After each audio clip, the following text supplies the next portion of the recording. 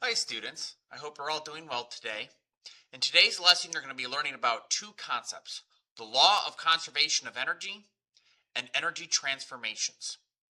So transformation is when energy changes from one type of energy into a different type of energy. So what we're going to look at in particular is the idea of the law of conservation of energy. So the law of conservation of energy says a few things. First, it says energy cannot be created or destroyed. So what that means is the total amount of energy in the entire universe always stays the same, right? When one kind of energy goes down, another kind of energy must go up by the same amount. And when one kind of energy goes up, another kind of energy must go down by the same amount, right? Conservation means keeping the same amount. So if you never create any more energy and you never destroy any energy that's here, the total amount of energy remains the same.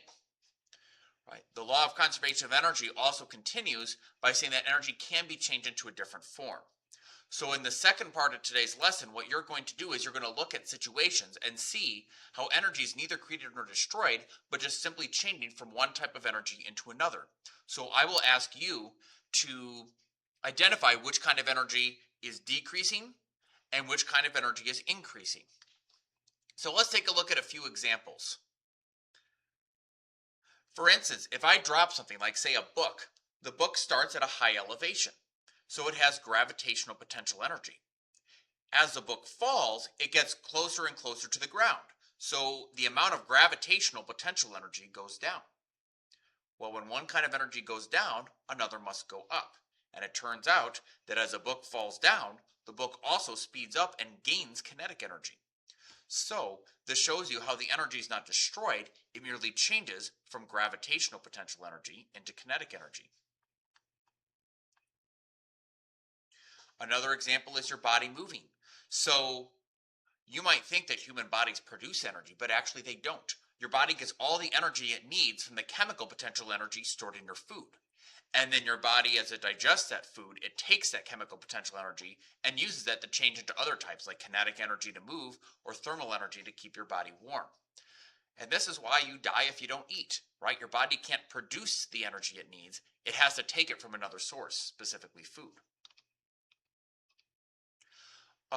Some of the ones that I in particular want to talk about are, are ones where kinetic energy gets changed into thermal energy. One example of this is friction.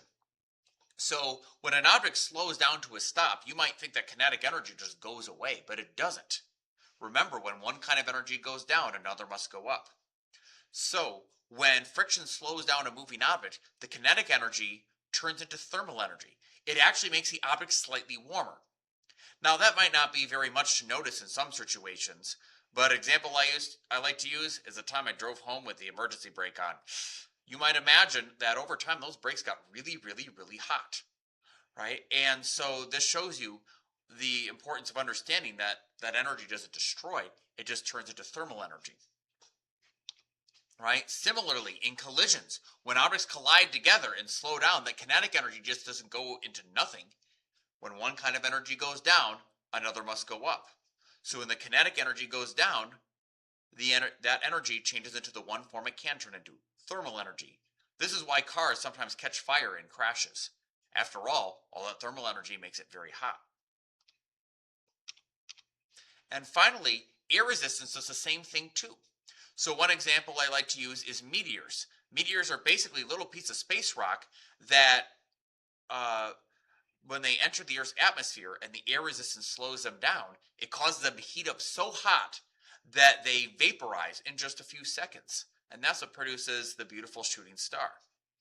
Right? Well, so when air resistance slows down a moving object, the object itself must warm up at least a little bit as a kinetic energy changes into thermal energy. I hope these examples help you understand today's lesson better, and I hope you have a great day.